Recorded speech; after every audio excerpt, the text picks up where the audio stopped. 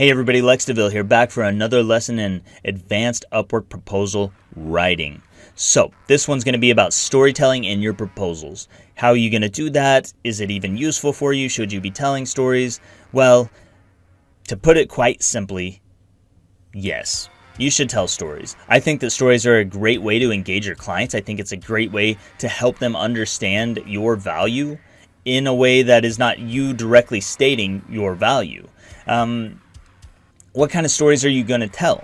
Well, you're going to tell stories about preferably your past experience or some experience that relates to what they need done. The biggest life coach or business coach actually that I ever worked with, I was able to get that client because I told a story. And what happened was they said, I'm this business coach, I need a certain kind of writing, so show me that you can do that. Well, I went in there and I said, hey, I've written for a lot of business coaches, I've written for a lot of life coaches, and recently I just wrote for a coach that was a female coach, and she was actually in your niche.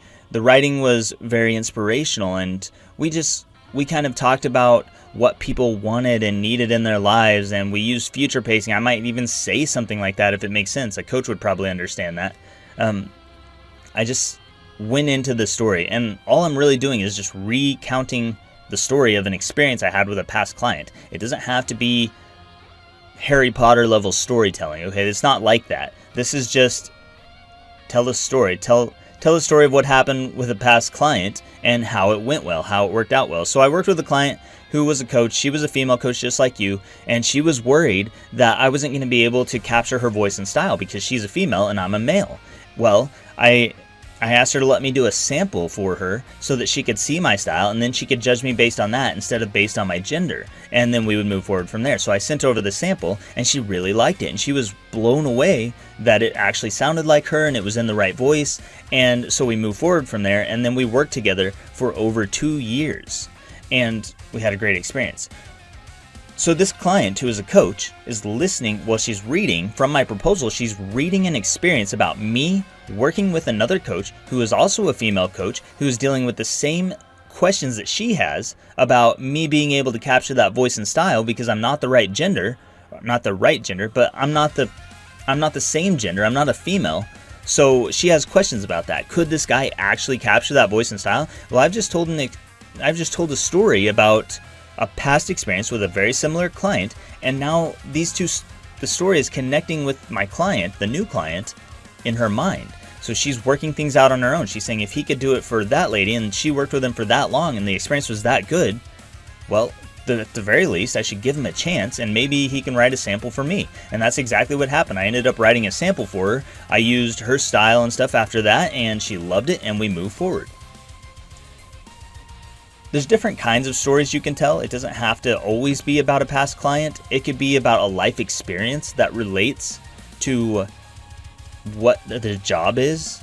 So if you are, let's say you're doing, I don't know, they need persuasive sales copywriting, and you don't necessarily have past client experience, but you have past sales experience working at a car dealership, or in my case, I did it with collections. I used to work collections, and that's not sales writing. I'm not doing copywriting, but I say I am a writer, or I'm a persuasive writer, and I have a background in collections where I used to use, reciprocity and concessions to increase the collected amounts for a legal office I work for. So we used to collect only like $50 at a time, and when I started applying reciprocity and concessions, then we went up and we took those $50 per month payment arrangements and we increased them to about $300 per month per person in payment arrangements. That's a huge increase, and that was just through 2 tools of persuasion and influence.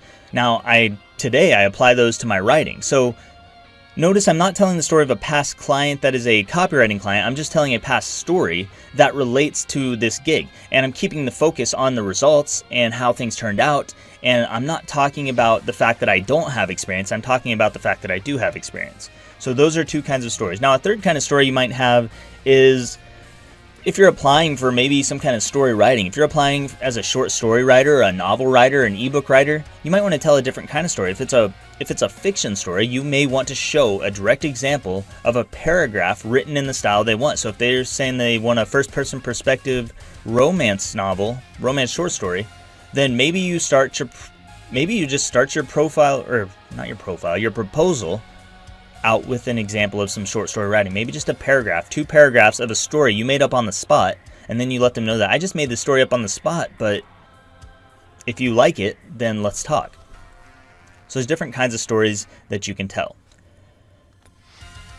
Vague language and specific language can be very valuable here. If you want to create a really clear picture in their mind, you're going to want to use specific sensory language. That is sight, sound, taste, touch, and smell. You want to weave those into your story. So when I worked with my past client, she was so ecstatic about the kind of writing that I did that she literally screamed at me on our Skype call and almost blew out my eardrums. It was like her screams were so loud, but she had the biggest smile on her face. So first of all, smile. When I say she had the biggest smile on her face, that's a sensory detail. I'm creating a picture of a smile, my client's smile, that the new client she doesn't know the old client, she's never seen the old client, but in her mind, she's creating a picture of that smile. That's what this story is allowing her to do. And she's also got the sensory details of a scream. She imagines a scream happening. So this is the way stories work. We are taking the person internally in their mind. They're going deep inside their mind. They're creating this experience that the story is telling, and then they're giving meaning to that experience. So the client hears this experience about a good experience I had with a past client, and then she creates that in her mind as meaning. The meaning that she applies to that is that she is going to have a good experience.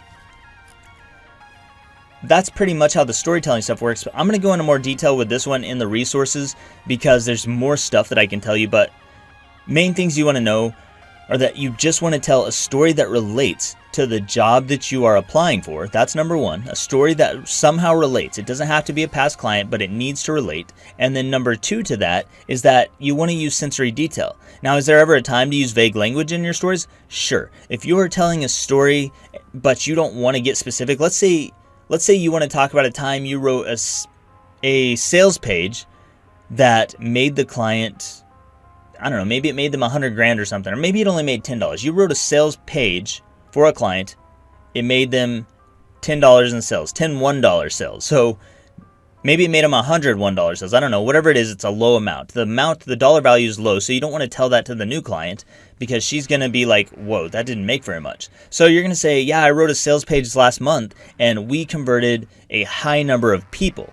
So now we're saying a high number. We're not saying the exact number. We're not saying 10 people converted. The high number is an amount you calculated in your mind. You're assigning high to the value of 10. Low would be 1. So 10 is therefore high compared to 1, which is low.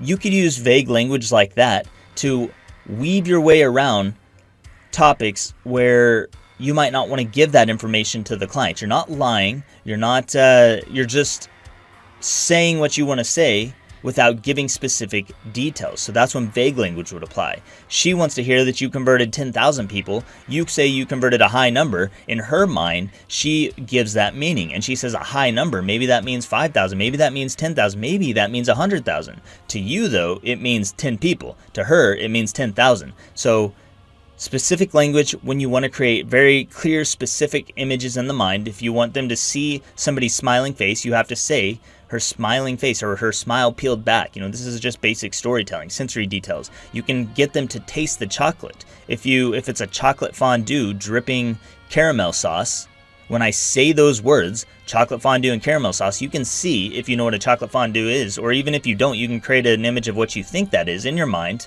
and then you can see the caramel, that golden caramel color dripping down the side. These are sensory details. They're created in your mind.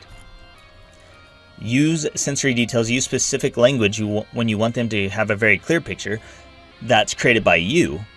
When you want them to create a picture on their own, that's when vague language comes in. A lot of people, they give that meaning, they fill in the blanks. You say a very tall man, they decide how tall that man is, not you. You have an idea of how tall he is in your mind. They have a different idea of how tall he is in their mind. So these are just some different techniques you can use. Again, I'll put some resources down below to give you more examples of how I might use this in the proposal. This video is just to give you an overview of how the storytelling works in the proposal, but examples down below, and I will see you in the next lesson.